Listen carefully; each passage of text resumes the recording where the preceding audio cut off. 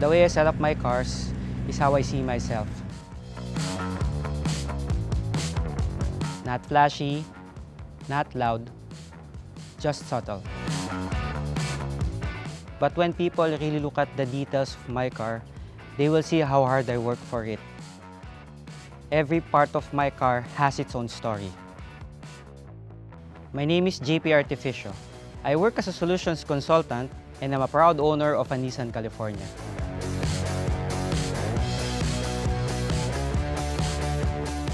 Since I was young, I've always been interested in cars. My dad was a real car guy and I've learned almost everything from him.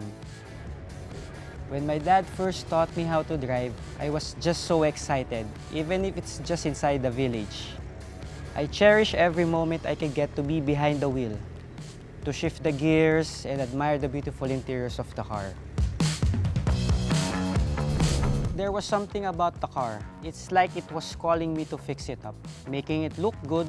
The car was still in good condition. Everything was good except for the engine.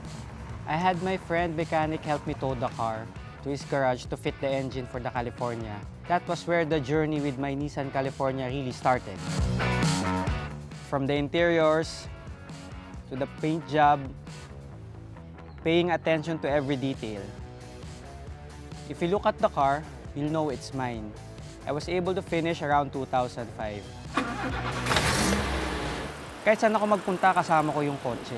Sa work, business, it really became part of my life. Alam nyo ba, siya yung ginamit ko para mag-propose ako sa girlfriend ko dati na asawa ko na ngayon. Ito din yung ginamit ko para ihatid siya sa ospital nung manganganak na siya. Napakaswerte talaga nitong kotseng to sa amin. Inisip na nga namin bumili ng mas malaking auto para sa work, para sa expansion ng business. Ang kino-consider talaga namin, Nissan Navara. Siyempre sa Nissan, performance, reliability, saka styling. Saka siyempre, bagong project car na para sa akin. Nissan has become more than just a car brand to me. They've become my family, my friends, with me in all situations of my life. It's something that can never be replaced. Whether I'm getting a new car or another classic project car, just know na I'll be sticking with Nissan for life.